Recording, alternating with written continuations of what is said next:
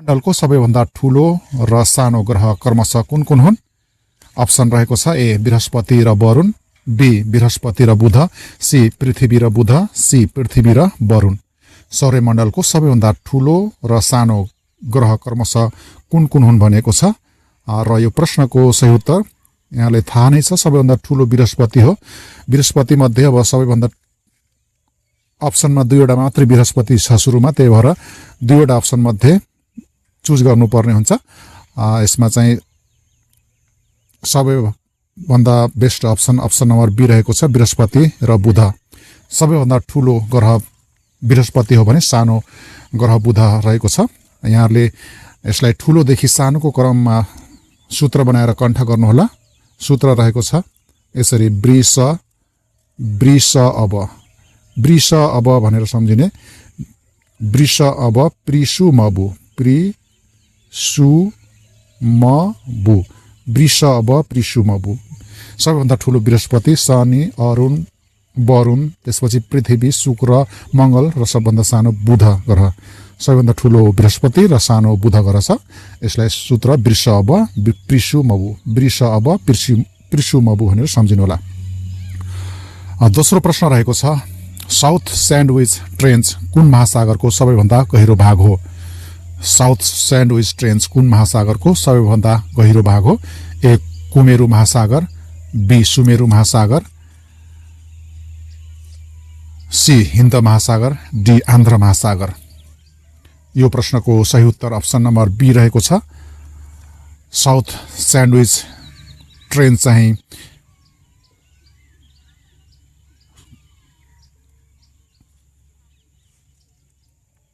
Option number ए यसको सही option रहेको छ। अप्सन नम्बर ए कुमेरु महासागर।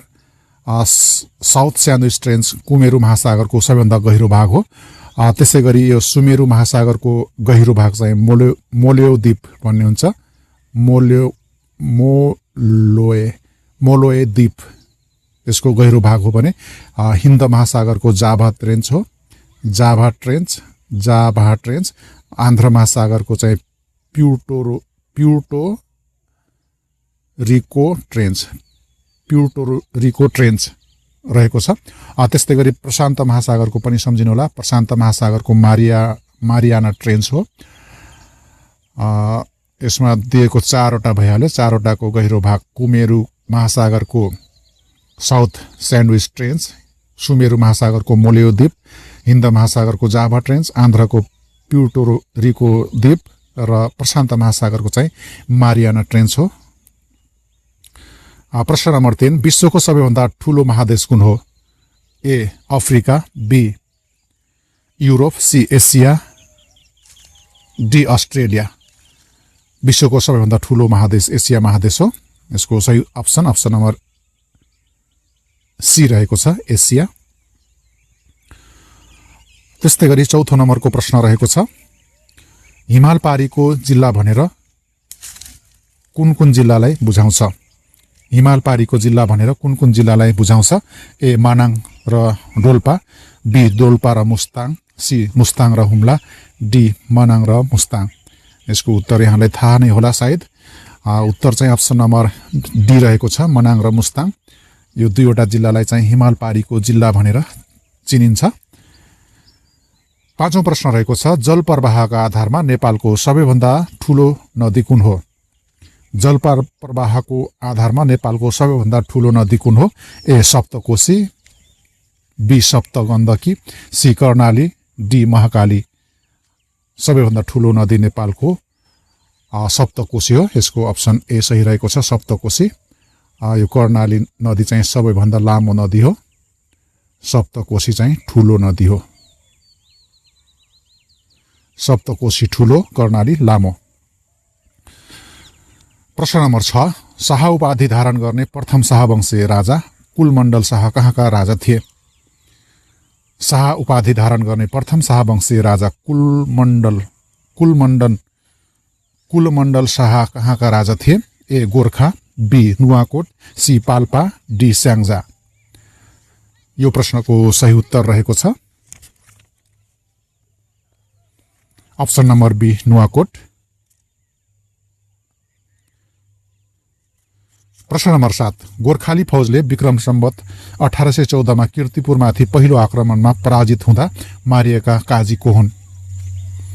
गोर्खाली फौजले विक्रम सम्वत 1814 मा कीर्तिपुरमाथि पहिलो आक्रमणमा पराजित हुँदा मारिएका काजी को हुन्? A Sur Pratap Shah, B Vanshraj, C Kalu Pande, D Kaji Dhanvant. यसको सही उत्तर अप्सन नम्बर सी रहेको छ, कालु पाण्डे। कीर्तिपुरमाथि पहिलो आक्रमणमा पराजित हुँदा मारिएका काजी कालु पाण्डे हुन्। 8औं प्रश्न रहेको छ चिलिमे जलविद्युत आयोजना कुन जिल्लामा पर्छ? A Sankhuwasabha, B Sindhupalchok, C Nuwakot, D Rasuwa. Chilime जलविद्युत आयोजना कुन जिल्लामा पर्छ?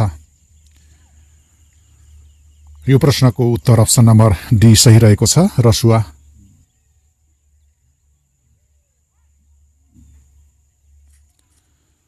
प्रश्न नम्बर 9 रूपान्तरण कार्ययोजना गेम चेन्जर प्रोजेक्ट्स अन्तर्गतको सामाजिक क्षेत्रको आयोजनामा तलका कुन पर्दैन? ए स्वास्थ्य सेवा आयोजना, बी समृद्धिका लागि वन परियोजना, सी राष्ट्रपति महिला सशक्तिकरण कार्यक्रम, डी सार्वजनिक विद्यालय सबलीकरण आयोजना।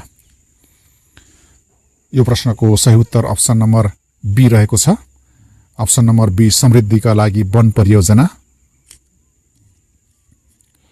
प्रश्न नम्बर 10 वातावरण क्षेत्रमा पीपीपी 3P को अर्थ के हो?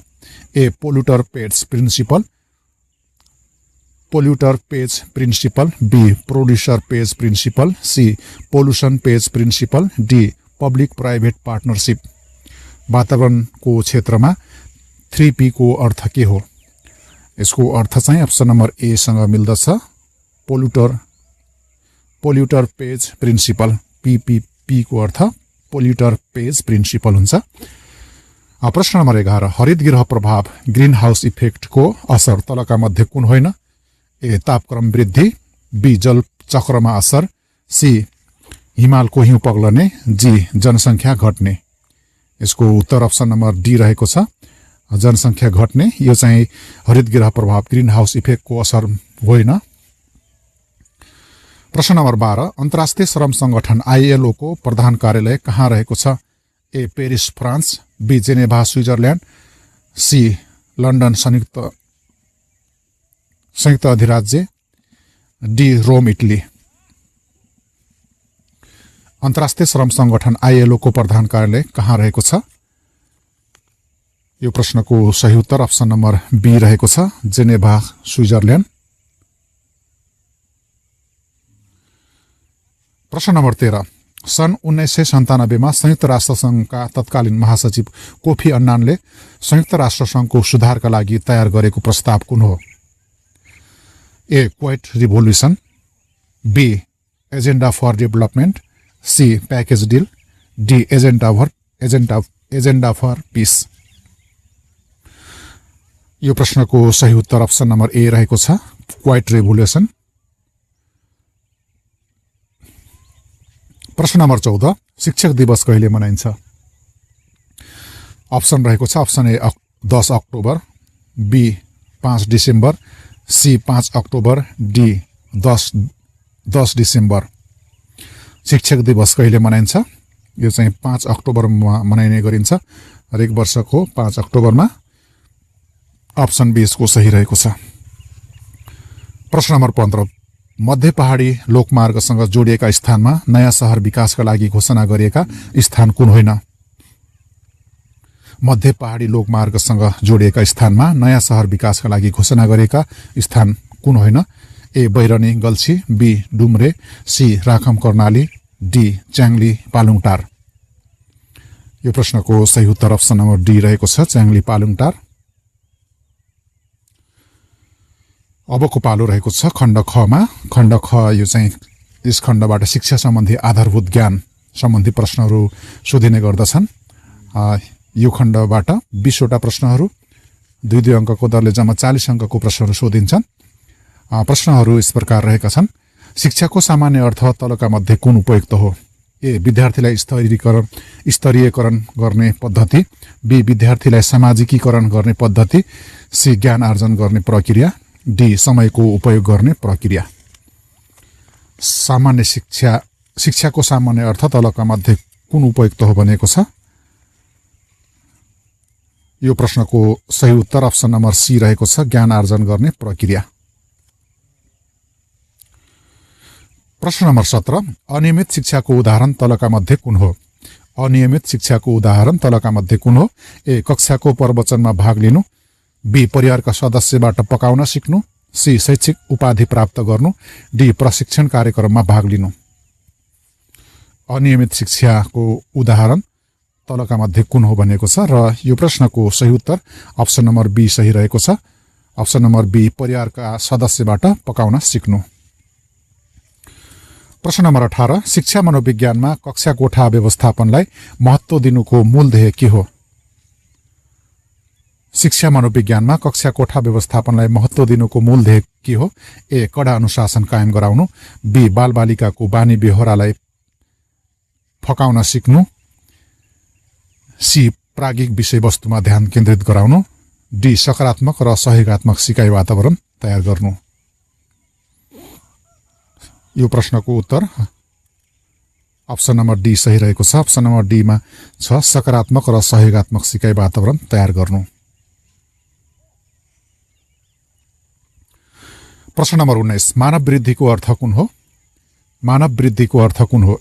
ए सोचाइ र संवेगमा परिवर्तन, बी आकार र ढाँचा भौतिक परिवर्तन, सी सामाजिक अन्तर्क्रियामा परिवर्तन, डी शैक्षिक उपलब्धिमा परिवर्तन।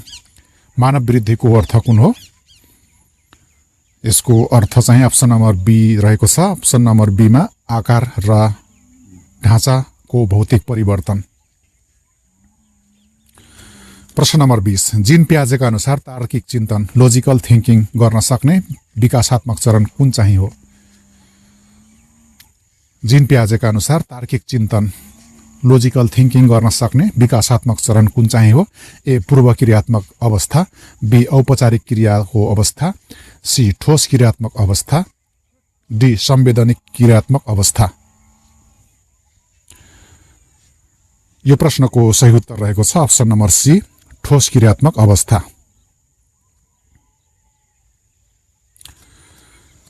प्रश्न नम्बर 21, प्रयोगात्मक सिकाइ भनेको के हो। प्रयोगात्मक सिकाइ के हो। ए पाठ्यपुस्तकबाट मात्र सिक्नु, बी निष्क्रिय रूपले सूचना ग्रहण गर्नु, सी औपचारिक संरचनामा भाग लिनु, डी प्रत्यक्ष अनुभवबाट हुने सिकाइ। प्रयोगात्मक सिकाइ के हो भनेको छ र यो प्रश्नको उत्तर चाहिँ रहेको छ अप्सन नम्बर डी प्रत्यक्ष अनुभवबाट हुने सिकाइ चाहिँ प्रयोगात्मक सिकाइ हो। 22औं प्रश्न रहेको छ, सहकार्य र समूहमा आधारित कार्यले सिकाइलाई कसरी सकारात्मक प्रभाव पार्दछ। सहकार्य र समूहमा आधारित कार्यले सिकाइलाई कसरी सकारात्मक प्रभाव पार्दछ। अप्सन रहेको छ अप्सन ए यसले विद्यार्थी बीच प्रतिस्पर्धा बढाउँछ, बी यसले विचारको आदान प्रदान र विविध दृष्टिकोणलाई प्रवर्धन गर्छ, सी यसले सामाजिक अन्तर्क्रियालाई संकुचन गर्दछ, डी सिकाइसँग यसको कुनै सम्बन्ध छैन। यो प्रश्नको उत्तर अप्सन नम्बर बी सही रहेको छ। अप्सन नम्बर बी यसले विचारको आदान प्रदान र विविध दृष्टिकोणलाई प्रवर्धन गर्छ। 23औं प्रश्न रहेको छ, कुन चाहिँ बाह्य तत्त्वले विद्यार्थीको शैक्षिक अनुभवलाई बढी नै प्रभावित तुल्याउन सक्छ। ए व्यक्तिगत रुचि, बी कक्षा कोठाको गतिशीलता, सी सामाजिक अपेक्षाहरू, डी शिक्षकको शिक्षण तौर तरिका। कुन चाहिँ बाह्य तत्त्वले विद्यार्थीको शैक्षिक अनुभवलाई बढी नै प्रभावित तुल्याउन सक्छ। यो प्रश्नको उत्तर रहेको छ अप्सन नम्बर सी सामाजिक अपेक्षाहरू। प्रश्न नम्बर 24, तलका कुन तत्त्वले सिकाइ स्थानान्तरणमा बाधा पुर्याउँछ। तलका कुन तत्त्वले सिकाइ स्थानान्तरणमा बाधा पुर्याउँछ। ए प्रभावकारी पृष्ठपोषण, बी नकारात्मक पूर्व अनुभव, सी पृथक पाठ्यक्रम, डी विषय क्षेत्र केन्द्रित पाठ्यक्रम। सही उत्तर रहेको छ option number B. Option number B नकारात्मक पूर्व अनुभव। प्रश्न नम्बर 25, पाठ्यक्रमको कुन दृष्टिकोणले विविध विषय क्षेत्रलाई एकीकृत सिकाइ अनुभवमा समेट्न जोड दिन्छ? पाठ्यक्रमको कुन दृष्टिकोणले विधि विषय क्षेत्रलाई एकीकृत सिकाइ अनुभवमा समेट्न जोड दिन्छ? ए. परम्परागत पाठ्यक्रम, बी. विषय केन्द्रित पाठ्यक्रम, सी. पृथक पाठ्यक्रम, डी. विषय क्षेत्र केन्द्रित पाठ्यक्रम। यो प्रश्नको सही उत्तर अप्सन नम्बर डी रहेको छ, विषय क्षेत्र केन्द्रित पाठ्यक्रम। प्रश्न नम्बर 26, नियमित विद्यालयको पठन पाठनमा प्रयोग गरिने बाहेक विद्यार्थीको